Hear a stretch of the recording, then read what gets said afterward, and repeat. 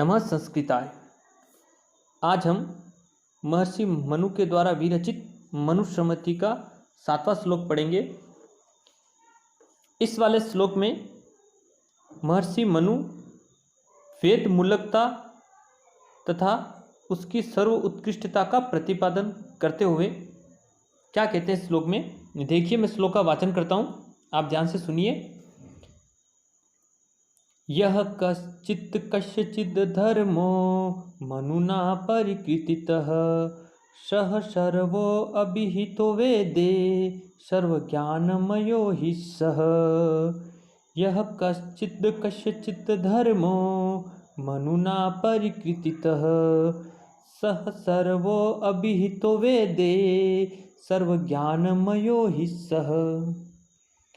प्रस्तुत श्लोक में महर्षि मनुस्मृति की वेद मूलकता तथा उसकी सर्वोत्कृष्टता का प्रतिपादन कर रहे हैं। यानी कहने का तात्पर्य यह है कि महर्षि मनु, ये जो मनुस्मृति है, इसमें जो कुछ भी लिया गया है वो वेदों पर ही आधारित है। इसमें जिन किन भी तत्वों का समावेश किया गया, जिस आधार पर इस मनुस्मृति की रचना की गई है, निश्चित रूप से किसी न किसी रूप में उसमें वेद स्मृति के रूप में उसका आधार स्तंभ है। उसकी सर्वोत्कृष्टता वेदों पर ही आधारित है, क्योंकि वेद अपौरुष है, ईश्वर प्रदत्त माने गए हैं। इसीलिए महर्षि मनु के कहने का तात्पर्य यह है कि उन्होंने जो इस मनुस्मृति की रचना की है, वो उसका जो आधार स्तंभ है वह कहीं न कहीं निश्चित रूप से वेद ही माने गए हैं, वेदों पर ही यह आधारित है। उन्होंने वेदों का अनुसरण कर ही इस मनुस्मृति ग्रंथ की रचना की है। सार रूप में इन्होंने 12 अध्याय में इस मनुस्मृति को बनाया है।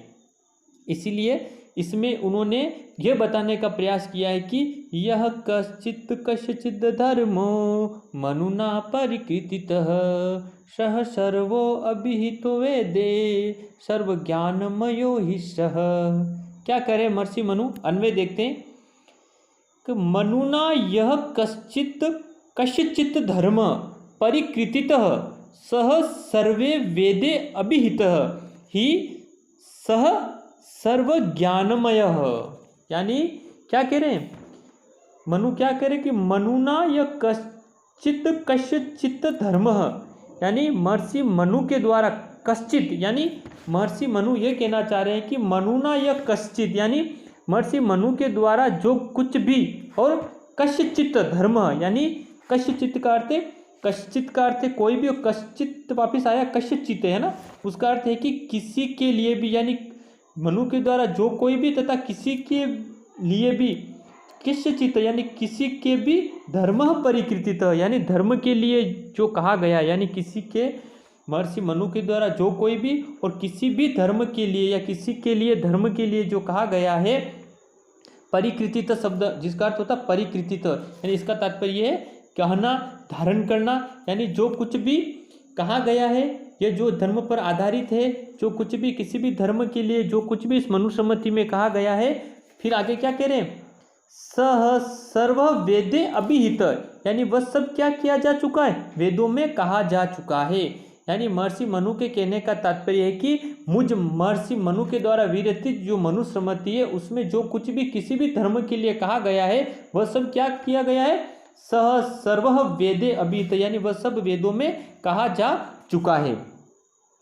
ही सह सर्व ज्ञानमय, फिर पंक्ति है, क्योंकि वो वेद जो है वह क्या है, सर्व ज्ञानमय, यानी वह सर्वज्ञ है, सर्व ज्ञानमय, संपन्न है, सर्वज्ञ गुणों से संपन्न, या वह मनु सर्वज्ञ है। यहाँ पर जो शब्द आया है सर्व ज्ञानमय, इस सर्व ज्ञानमय अर्थ के कुछ टीकाकारों ने इसका अर्थ वेदों के संदर्भ में लिया है। सिर्फ हमारे कुल्लुक भट्ट, जिन्होंने मनवर्त मुक्तावली टीका लिखी है मनुस्मृति का, ध्यान रखिए मनुस्मृति की सबसे महत्वपूर्ण जो टीका है वह मनवर्त मुक्तावली जो कुल्लुक भट्ट के द्वारा रचित है। उन्होंने, कुल्लुक भट्ट जी ने सर्व ज्ञानमय को मनु का विशेषण माना है, और हमारे श्री गोविंद राज जी हैं जो टीकाकार है, उन्होंने इसका अर्थ वेद से मानते, मेघातिथि भी इसका अर्थ वेदों से मानते, और आचार्य जो रामचंद्र जी हैं उन्होंने इस सर्व ज्ञानमय का अर्थ वेद तथा मनु दोनों से लिया है। कभी कभी प्रतियोगी परीक्षा में पूछा जाता है कि ये इस श्लोक के अंतर्गत आता है कि सर्व ज्ञानमय जो शब्द, इसमें कुल्लुक भट्ट ने किसका विशेषण माना, तो कुल्लुक भट्ट ने इसमें मनु को, इसका सर्वज्ञान में मनु के संदर्भ में माना है। जबकि हमारे मेघातिथि जी और हमारे गोविंद राज जी इस सर्वज्ञानमय का अर्थ वेद के संदर्भ में लेते हैं और रामचंद्र जी वेद तथा मनु दोनों के संदर्भ में इसका प्रयोग करते हैं। ठीक है, एक साथ अर्थ को वापिस देखते हैं। श्लोक का क्या कह रहे हैं? मनुना यह कश्चित कश्चित धर्म परिकृतित, यानी मुझ आचार्य महर्षि मनु यानी मेरे के द्वारा जो कुछ भी किसी भी धर्म के लिए परिकृतित यानी धर्म के लिए कहा गया है, सह सर्व वेदे अभिहित यानी वह सब वेदों में कहा जा चुका है। ही सह सर्व ज्ञानमय, क्योंकि वे वेद्य सर्वज्ञ संपन्न है, सर्वज्ञान संपन्न है, या वह महर्षि मनु सर्वज्ञ हैं, सब कुछ जानने वाले। वेदों में जो कुछ भी कहा गया है वह सर्व ज्ञान संपन्न है, वेद क्योंकि अपौरुष्य माने गए हैं। यानी महर्षि मनु ने अपनी मनुस्मृति में विभिन्न वर्णों के लिए जो भिन्न भिन्न धर्म कर्म आदि का जो प्रतिपादन किया गया है, उन संदर्भ में इन्होंने जिस जिस भी धर्म कर्तव्य कर्म का कथन किया है वे सब क्या किए जा चुके हैं, हमारे वेदों में पहले ही कहे जा चुके हैं। अर्थात हमारे जो धर्मों के विषय में मनु ने जो जो भी नियम प्रतिपादित किए हैं वे नियम पूर्व में ही चतुर्वेद, हमारे जो 4 वेद ऋग्वेद, यजुर्वेद, सामवेद और अथर्ववेद हैं उसमें प्रतिपादित किए जा सके। और वेदों के जो 6 अंग वेदांग वे 6 हैं, कौन कौन से? शिक्षा, कल्प, व्याकरण, निरुक्त, छंदो, ज्योतिष। और उपवेद भी 4 माने गए, आयुर्वेद, धनुर्वेद, गंधर्ववेद और अथर्ववेद। इस प्रकार मनु वेद में कथित वर्णों के भिन्न भिन्न धर्मों को ही अपने शब्दों में मनुस्मृति में कह रहे हैं।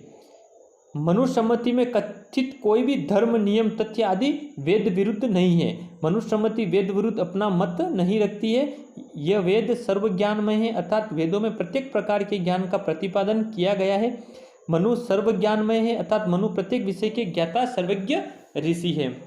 इस वाले श्लोक में मनुस्मृति में वेद मूलक धर्म का ही प्रतिपादन किया गया है, ये हमें ध्यान रखना है, क्योंकि जो वेदों में जो उल्लेखित है उसी का उल्लेख महर्षि मनु ने मनुस्मृति में किया है। एक साथ अर्थ को वापस देखते हैं। मैं वापस श्लोक का वाचन करता हूँ कि यह कश्चित कश्चित धर्मो मनुना परिकृतितः सह सर्वो अभिहितो वेदे सर्वज्ञानमयो हि सः।